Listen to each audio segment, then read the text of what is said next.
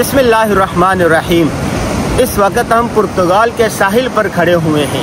पुर्तगाल की तारीख क्या है, मुसलमान यहाँ पर कब आए, मुसलमानों ने क्या कुछ तरक्की की, फिर ज़वाल क्यों हुआ, ज़वाल के असबाब क्या है, और इस वक्त पुर्तगाल की आबादी 1 करोड़, यहाँ पर क्या करें कि दोबारा तरक्की हासिल कर सकें, इस पर हम गुफ्तगू करेंगे मुफ्ती अहमद अफनान साहब से।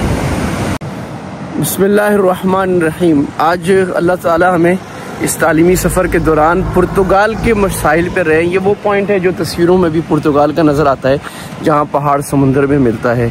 लोगों के लिए तो एक टूरिस्ट साइट है, लेकिन हमारे लिए पुर्तगाल में जो मुसलमानों की तारीख़ है वो अक्सर लोग जो स्पेन आते हैं मुस्लिम तारीख़ को देखने के लिए, उनके भी इल्म में नहीं होती।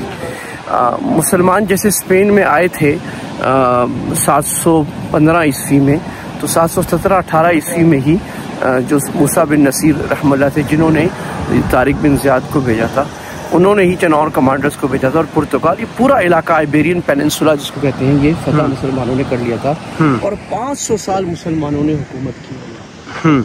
और ये जो करीब के शहर है लिस्बन, असल में उशबेलिया था, उशबेल, अच्छा, ये मुसलमानों का था शहर। और इसी तरह एक यहाँ शहर है अभी सबल, वो सिबिल था मुसलमानों का शहर। इसी तरह ये जिस इलाके में हम हैं इसको अलगैर्फ रीजन कहते हैं। ये टूरिस्ट रीजन है, बिल्कुल साउथ में जो समुंदर यहाँ मिल रहा है, ये सारा अलगैर्फ रीजन है, जहाँ मुसलमान कश्तियों में भी आए होंगे कभी। ये अलगैर्फ असल में अलगरब नाम था, मगरिब जिसको कहते हैं, और मुसलमानों के किले हैं जिसको अलकाल्फ कहते हैं। तो ये अच्छा, इस इलाके में 3-4 बड़े शहर मुसलमानों के थे उस जमाने में, जिसमें एक तो तिजारत बड़ी ज़बरदस्त थी, और ये इलाका सबसे अमीर इलाका था मुसलमानों का, क्योंकि यहाँ तिजारत थी। यहाँ पर उन्होंने सिक्के बनाने की फैक्ट्रियाँ लगाई, पूरी दुनिया से तिजारत होती थी। ज़राअत मुसलमान कमाल की लाए, यहाँ पर कीनू के बागात, गन्ने के बागात, कीनू के बागात अब भी नजर आ रहे हैं, अब भी हैं इतनी ज़्यादा। ऑलिव के बागात ये मुसलमानों ने यहाँ के, सुना नहरी निज़ाम भी यहाँ का मुसलमानों ने बनाया आकर। और ये सबसे अमीर इलाका था। यहाँ बड़े बड़े शायर गुजरे, बड़े बड़े आलिम गुजरे, मेडिसिन के माहिर, इरिगेशन, ये इस ज़राअत इस और सनतकारी, यानी लकड़ी और लोहे की सनतकारी इस इलाके का खास एक था। बड़े बड़े उलमा भी है। फिर वही बात जो दौरे ज़वाल में हुई है कि उमवीन जो थे उन्होंने 250 साल यानी 1000 तक हुकूमत की। उसके बाद मुसलमानों आपस में लड़े तो वह तवाइफी हुकूमत आ गई, यानी हर शहर पर अलग हुकूमत थी। अब यहाँ जो ताइफी हुकूमत आई वो आज के जैसे कुवैत, बहरीन, कतर की तरह की हम कह सकते हैं कि छोटा सा इलाका हर मुसलमान ने अपना ले लिया। अरबों के साथ भी हुआ, ये पूरी सल्तनत उस्मानी थी अलग हो गई। और उनके पास पैसा बहुत था, अमीर थे, तिजारत करते थे, पढ़ाई करते थे, यूनिवर्सिटीज थी, लेकिन उनकी मिलिट्री ताकत नहीं थी। अस्करी ताकत खत्म थी। तो उधर से सलीबी जंगें शुरू हो गई थी, हमें पता है, क्रूसेड्स। तो सलीबी जो थे वो हमले करते थे, और ये फिर सलीबियों को पैसे देने पर, एक बहुत भारी पैसे देने पर मजबूर होते थे मुसलमान। उसके बाद फिर और हुकूमतें आई, यूसुफ बिन ताशफीन वगैरह आए, लेकिन 1250 में फिर सलीबियों ने बड़े हमले किए और बड़े हिसार हुए। बिलाखिर मुसलमान शहर यहाँ से खत्म हो गए। ये इलाका आखिर में सबसे मुसलमानों के हाथ से निकला है। अच्छा। फिर यहाँ से मुसलमान कश्तियों में भागे भी हैं। अच्छा। और कुछ गरनाता चले गए, कुछ भागे, कुछ दरियों, कुछ शहीद कर दिए गए, बड़ी तादाद हो जबरदस्ती ईसाई बना दिया गया। तो ये पुर्तगाल की, और आज भी यहाँ बड़े किले, लिस्बन के अंदर आप जाएं, बड़ा किला है मुसलमानों के आसार का है। सिविल एक जगह है, सिविल, वहाँ पर मुसलमानों का किला है, अलकजार के नाम से किला है, ये आज तक मुसलमानों के। खंडरात हैं मुसलमानों के, जो हम्माम थे बड़े वो, और बहुत जगह आर्कियोलॉजी के खंडरात मिलते हैं मुसलमानों की अजीम तहजीब के। सबक क्या मिलता है? हाँ। सबक ये मिलता है कि ये भी ज़रूरी है कि तमद्दुन में तरक्की हो, ये भी ज़रूरी तालीम में। और तालीम का मतलब सिर्फ कुरान हदीस नहीं, कुरान हदीस के साए के नीचे मेडिसिन, फिजिक्स और दुनिया की सनत, खेतों को, एग्रीकल्चर, मेडिसिन, जो भी आज दुनिया की टेक्नोलॉजी है मुसलमानों को लेनी चाहिए, और इसको दुनिया नहीं कहते। लेकिन दूसरी तरफ अस्करी क़ुव्वत को मजबूत रखना, और तीसरी तरफ मुसलमान जितने भी, ये छोटी छोटी हुकूमतें जितनी भी मजबूत हो जाएं, जब तक इनमें इत्तेहाद नहीं है तो काफिर भेड़िए उस भेड़िए की तरह एक एक को आकर हदीस के मुताबिक बकरी को खा जाएंगी, दूसरी बकरियां कुछ नहीं कर देंगी। जो आज के हालात में गजा के दिन में हमारे साथ हो रहा है, हाँ। कि वो कतर पे हमला कर रहा है, वहाँ हमला कर रहे हैं, और सारे मुजम्मत करने के अलावा कुछ नहीं कर सक रहे, इसलिए कि हम आपस में सियासी तौर पे भी लड़ते हैं, इस्लामी लिहाज से दीनी फ़िरक़ों में भी लड़ते हैं, और अपने इंटरेस्ट पर भी लड़ते हैं। तो ज़रूरत इस बात की कि इत्तेहाद पैदा किया जाए। जिन जिन मुसलमानों के पास, जैसे पाकिस्तान के पास अस्करी ताकत है, इख्तलाफात भुला के उनको सपोर्ट किया जाए।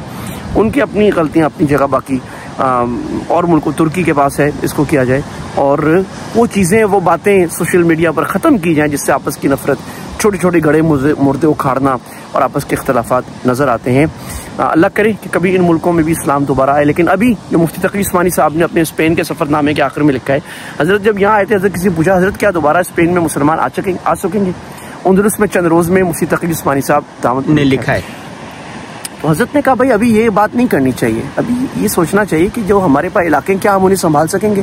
ہم تو وہاں وہی غلطیاں کر رہے ہیں جو یہاں اندلس میں مسلمانوں نے کی تھی. تو اللہ تعالیٰ ہمیں نئے علاقوں کو. اچھا یہ بتائیں اس وقت پرتگال کی آبادی کتنی ہے اور مسلمان یہاں پر ہیں ابھی؟ ہاں اس وقت 10 ملین کی آبادی ہے, 1 کروڑ کے لگ بھگ, اور مسلمان یہاں پر تقریباً 30 سے 35 ہزار ہیں. ماشاءاللہ مسلمانوں کے ادارے بھی بن گئے ہیں, مسجدیں بھی ہیں. اچھا ہم جہاں جا رہے ہیں ماشاءاللہ وہاں مدرسہ بھی ہے, ایک مدرسہ بہت پرانا لزبن میں ہم وہاں جا رہے ہیں, وہاں پر علماء کے بیانات بھی ہیں, آپ حضرات کے بھی ہیں, اور مدرسے میں بھی بات ہے ماشاءاللہ, اور مسلمانوں کی مختلف ملاقاتیں بھی رہیں گی انشاءاللہ. بہت شکریہ مفتی صاحب. جی مفتی صاحب نے جس ساحل کا ذکر کیا وہ یہی ساحل ہے, یہیں سے کشتیاں جایا کرتی تھی, اور جو تصویر آتی ہے یہاں کی مشہور پرتگال کی وہ اس میں یہ تصویر بھی شامل ہے.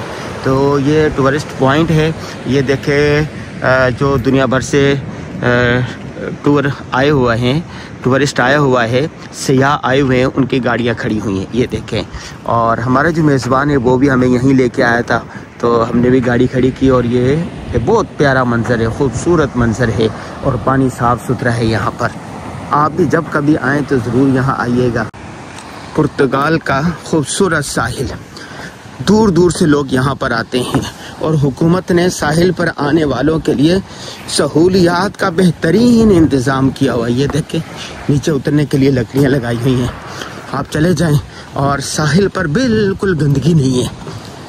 یہ دیکھیں ہم بھی جا رہے ہیں, ہم بھی نہائیں گے. یہاں سردی تو ہے لیکن بہرحال نہانے کی کوشش کریں گے.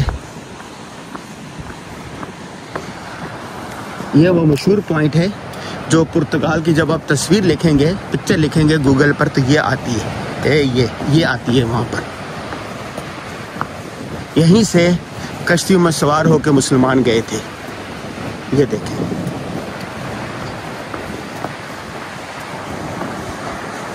ہمارے دوست ہیں یہ سارے, کچھ پرتگال کے ہیں, کچھ بیلجیم کے ہیں, کچھ پیرس کے ہیں. ہم کراچی سے آئے ہوئے ہیں, مفتی عفنان صاحب برطانیہ سے آئے ہوئے ہیں. تو یوں ماشاءاللہ ایک قافلہ بنا ہوا ہے, محفل لگی ہوئی ہے. یہ بٹ صاحب ہیں ماشاءاللہ.